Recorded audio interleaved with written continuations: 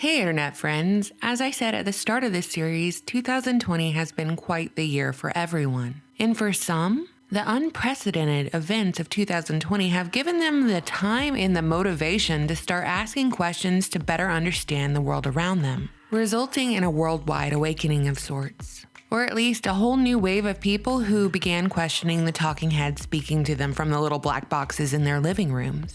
So before we get into all the strange things that happened in 2020, let's dive into the story of the Emperor's New Clothes.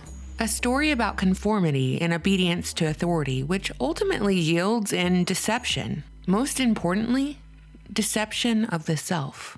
So here we go. This is the tale of the Emperor's New Clothes. In a faraway land in a kingdom which stood long ago, there existed a rather vain emperor who loved all of the luxuries of life, especially fine clothing. It was rumored he had a different coat for every hour of the day. These rumors traveled to distant lands and attracted two unassuming swindlers who journeyed to his city, claiming to be one of the best clothes makers in all of the land, saying they made magical clothing that would appear invisible to anyone who was stupid or incompetent. The emperor was delighted and eager. He couldn't wait for this new amazing magical outfit, and second to that, he was excited to see who was unfit to be in his kingdom, as they wouldn't be able to see his outfit. He paid these men handsomely to construct his magical outfit, and snickering knowingly, the con men pretended to sew and stitch with empty looms and threadless needles, and when the emperor sent a couple of his men to go check on the garments, his men saw absolutely nothing. No cloth and no fabric. But they didn't want to admit they saw nothing because they feared accusations of stupidity and incompetency. On the day of the great procession, the clothing was presented to the emperor. But when the clothing was handed to him, he saw nothing. But the emperor withdrew any remark, fearing the label of stupidity or incompetency. After all, he was the leader of this empire. He could risk no such thing. His staff dressed him from head to toe in the garment, and then, in all of his glory, the emperor marched in the great procession in front of all of his subjects. Of course, his subjects had caught wind of the magical nature of the clothing and not wanting to be called stupid or incompetent. They too told the emperor how beautiful the clothing was, even though what they saw before them was a butt-naked man. Finally, a child piped up and hollered, "But he's not wearing anything!" The crowd turned to the child, realizing the young boy had no agenda or reason to lie, so what the child was saying must be true. It confirmed what they too had seen but were too afraid to speak on. All at once, the crowd started chanting, "He's not wearing anything! He's butt naked!" Thus, the emperor returned to his quarters, wearing nothing but his pride. The end. So, internet friends, I want to ask you, has there ever been a time this year, or any time really, when you were too afraid to speak up when you saw the truth right in front of you for fear of the judgment or the ridicule you might encounter from your peers? Perhaps you didn't speak up because you didn't want to be labeled a conspiracy theorist or something like that. And as a broader question, from whom have we accepted these facts without question? And for how long? And where has this gotten us as a society except for living together in a collective lie? I covered a story back in February about how a record number of major American CEOs stepped down at the beginning of 2020. There were many theories as to why these CEOs had been leaving in droves over the last year, peaking at the beginning of this year, ranging from theories like they had offices in China and saw the detrimental effects of the virus on the Chinese economy, so they had to get out of Dodge before things got bad, to the theory that they were tipped off by insiders to cash out on their stocks while prices were high and about to plummet from the economy shutting down, to the theory that these individuals might be bailing out before feeling the full force of an executive order signed in 2017 that authorized the seizure of assets of people and organizations involved in human rights abuse and corruption. Among the CEOs who stepped down were the CEOs of Disney, MasterCard, L Brands, otherwise known as Victoria's Secret, Uber Eats, Hulu, MGM, IBM, Salesforce, and LinkedIn. A Nestle CEO, Lockheed Martin, Morgan Stanley, Wells Fargo, BlackRock, Nokia, you get the picture. You've got a good mix of corporatocracy juggernauts, banking creatures, and government contractors. A record number of CEOs left their positions within 2 months' time in 2020, but really this was a trend over the past year or so. In 2019, over 1,300 high-level CEOs had left their positions, even during record stock market highs, and apparently the last time such an influx of corporate resignations occurred, the year was 2002. But what's most interesting about these CEOs who stepped down at the beginning of 2020 was that their company stocks peaked in early February and tanked in March. So if these corporate executives did have knowledge that the economy was going to take a major hit, then by resigning in January and February, this allowed these corporate CEOs to cash out on their company stocks that they would otherwise be forced to keep while employed at the company. Moving right along, it was also at the beginning of the year that the richest people in the world were making big moves. Jeff Bezos unloaded $4.1 billion worth of Amazon shares in February.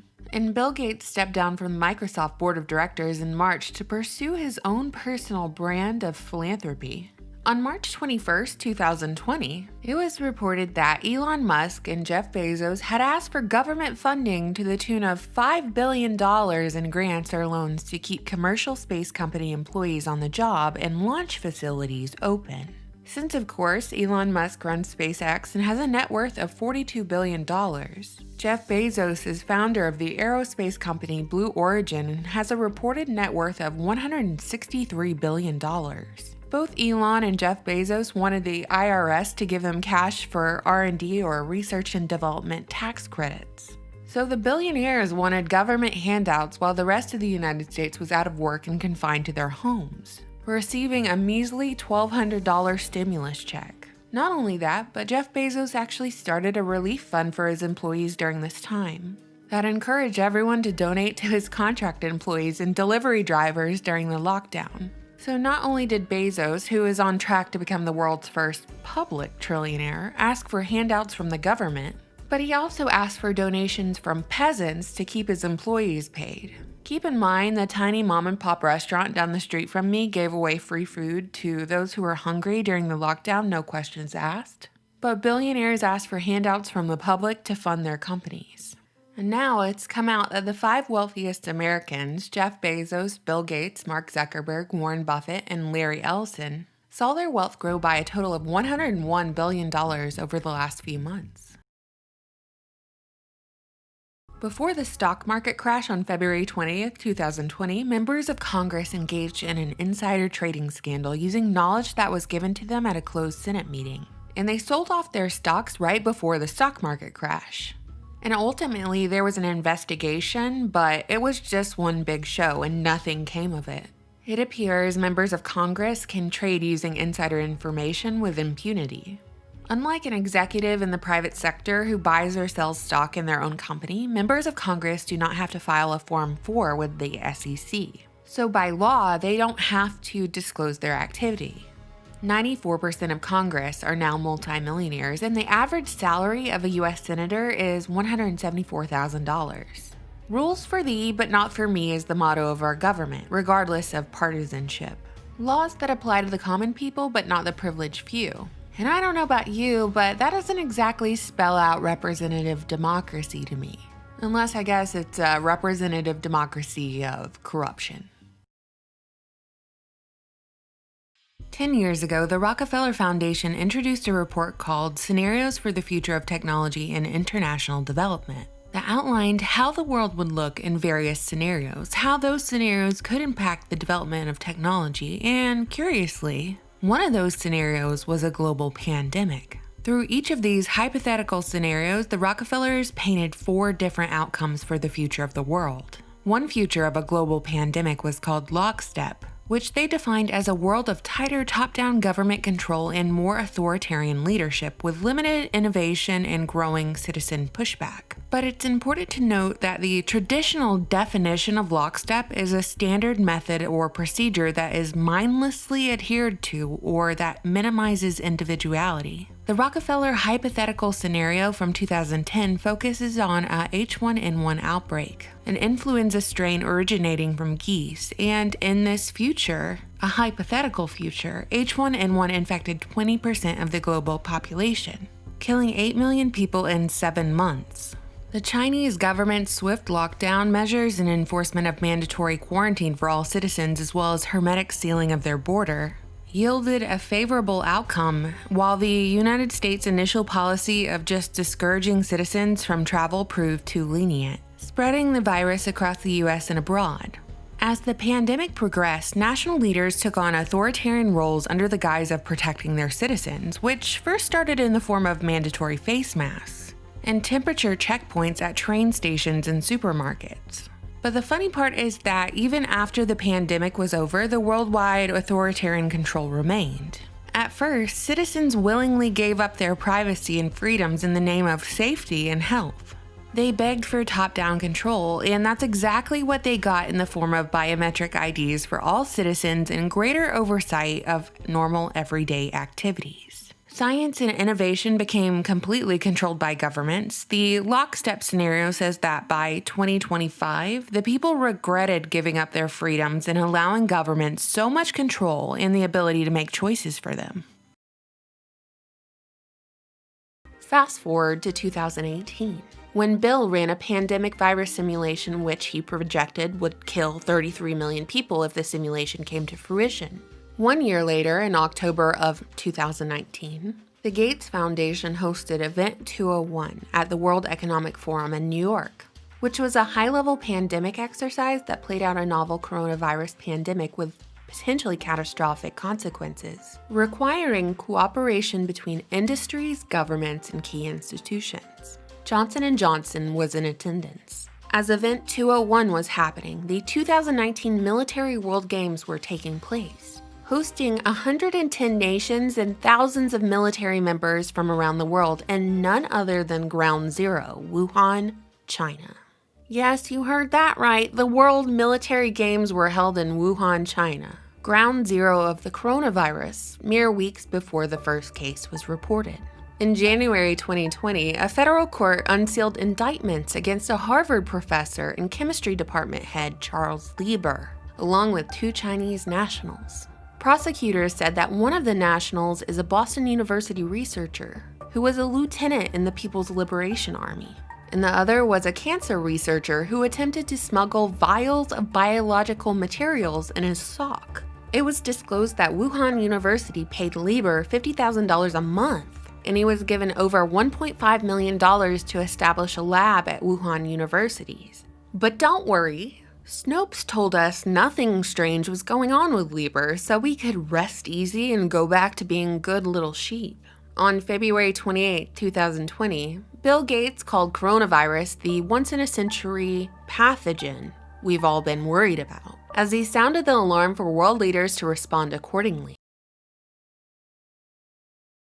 In 2018, to the tune of $4.1 million, the Bill and Melinda Gates Foundation funded a biotech company called Oxitec that aimed to successfully deploy a self-limiting mosquito strain designed to reduce the spread of targeted diseases. I've been following this story for several years, and these genetically engineered mosquitoes have threatened to leave the lab several times, even with the United States military getting in on the action and the research behind this goal. But this latest update I became aware of through Spiro's recent video as well as Jeff C's coverage of these engineered mosquitoes, so shout out to them and I'll link those videos below. Basically, at the end of March 2020, the Environmental Protection Agency, otherwise known as the EPA, said it was going to suspend its enforcement of environmental laws and told companies that they would not need to meet environmental standards during the corona outbreak. So the EPA has suspended monitoring and enforcement of environmental regulations on American companies during the pandemic. If you want to pollute the earth, cut some corners, or engage in immoral practices that will have a negative consequence on the public at large, now's your time to shine. Oxitec, the same biotech company that Bill Gates bankrolled over the last few years, is seizing this opportunity to release millions upon millions of genetically modified male mosquitoes into the Florida Keys. The plan is the genetically modified male mosquitoes will hook up with the lady mosquitoes and produce artificially weak offspring that will never grow up. Sound familiar? And by doing so, this will reduce the overall mosquito population in the future. And since male mosquitoes don't even drink human blood, they're set to release these by the millions into the great unknown. And yes, it is truly the great unknown. because there are so many unknown factors in the sudden release of millions of mosquitoes in the United States, especially when mosquitoes already transmit disease. With no regulations or oversight, couldn't this massive experiment fall into the hands of someone who truly wants to reduce the population? And we're not talking the mosquito population. And the reason why you'll never hear any negative press about him from legacy media is because he literally bankrolls the news. A recent examination of the charitable grants that the Gates Foundation had made through the end of June found more than $250 million going towards journalism. And the recipients included the BBC, NBC, Al Jazeera, ProPublica, National Journal, The Guardian, Univision, Medium, The Financial Times, and The Atlantic. PolitiFact and USA Today, which are run by institutions which have received funds from the Gates Foundation, have even used their fact-checking platforms to defend Gates from false conspiracy theories and misinformation, like the idea that the foundation has financial investments in companies developing COVID vaccines and therapies. In fact, the Gates Foundation's website and most recent tax forms clearly show investments in vaccine companies.